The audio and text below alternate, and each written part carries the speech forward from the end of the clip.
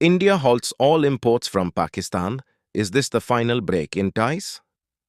A decision that hasn't just shaken the other side of the border, but is also redefining economic relations across South Asia. No bomb exploded, no tank moved, yet Pakistan is rattled.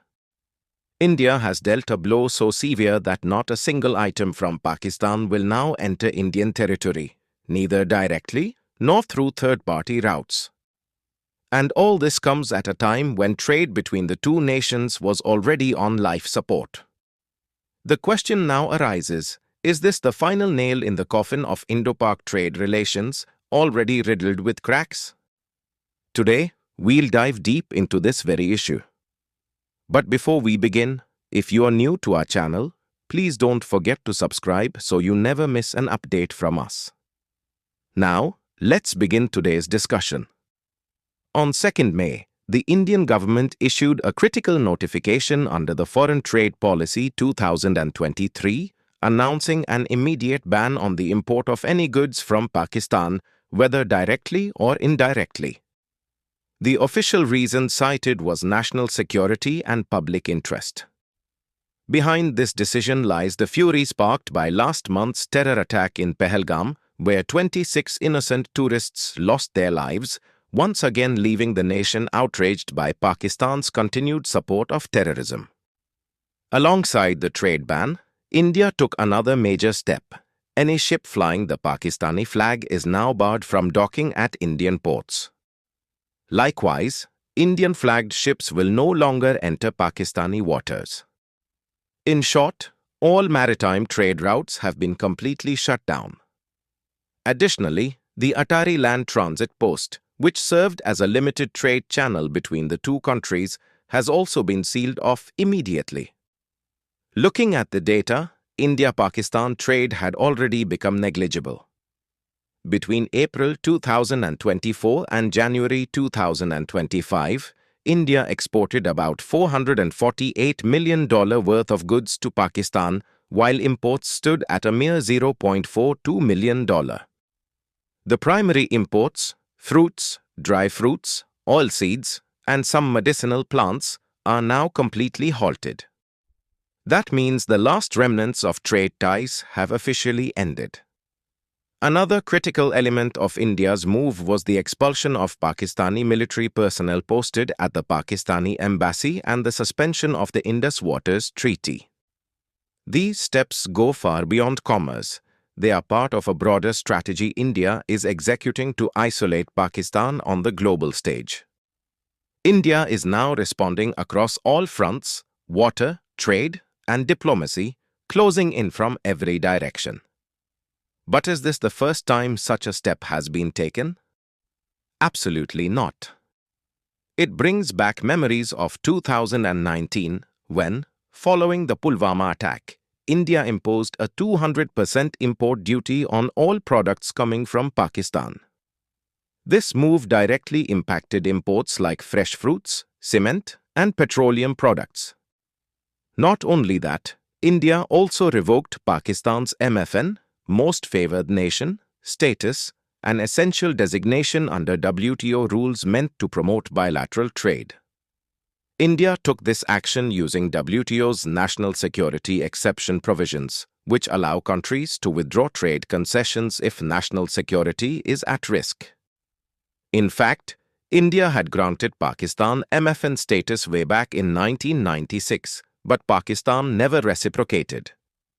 Even in 2012, when Pakistan promised to offer India NDMA, non-discriminatory market access, it backed out due to domestic political pressure. Pakistan has always had a double-faced approach toward India. On one hand, it talks of peace for appearances, while on the other, it continues to fuel terrorism across the border. Every time India opened doors for trade, Pakistan tried to stain those doors with blood. After Pulwama, Pakistan itself suspended all trade ties with India in 2019. And now that India has officially banned imports, it serves as a formal closure of a chapter that Pakistan itself initiated years ago. In this situation, experts have made their stance clear. Ajay Srivastav from the Global Trade Research Initiative, GTRI, says that imports from Pakistan were already negligible and now they will drop to absolute zero. India won't face any economic loss as it isn't dependent on Pakistani products. Only a few items, like rock salt, Sindhu namak, might be slightly affected, but even that will have a minimal impact. Speaking of India's exports to Pakistan, organic chemicals and pharmaceuticals were the top items. Between April 2024 and January 2025, India exported $129 million worth of organic chemicals and $110 million worth of medicines. In addition, India exported sugar, vegetables, spices, grains, petroleum products, fertilizers, plastic, rubber, and auto parts to Pakistan.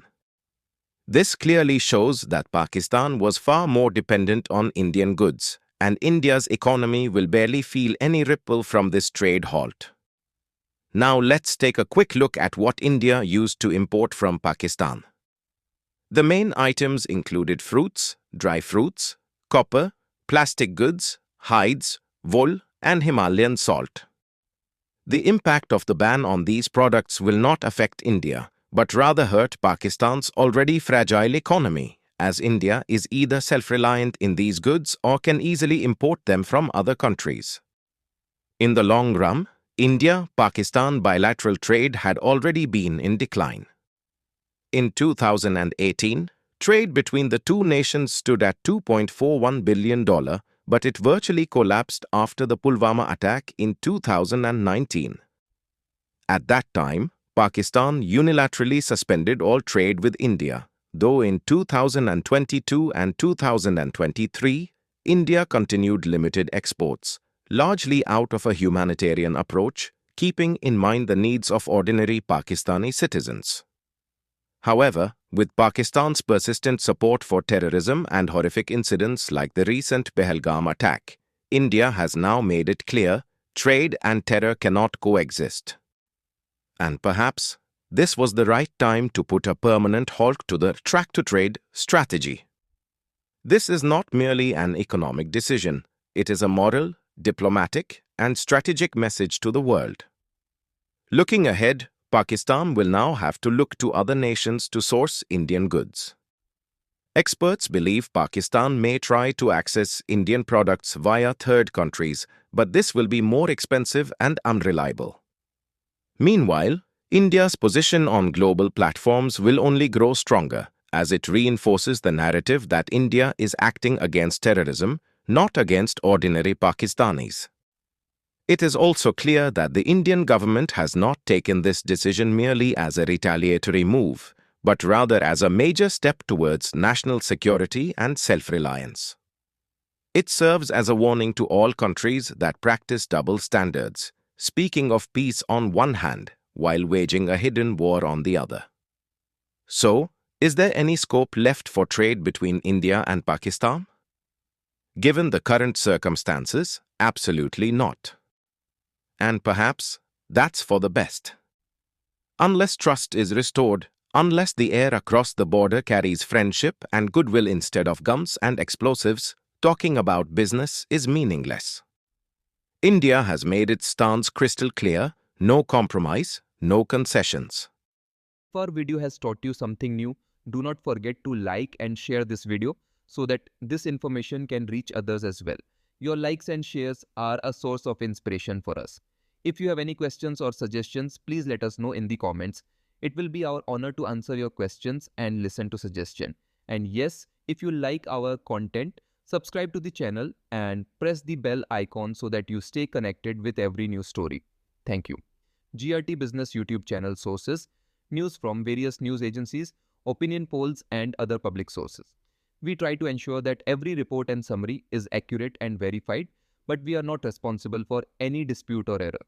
Our aim is only to provide you with accurate information.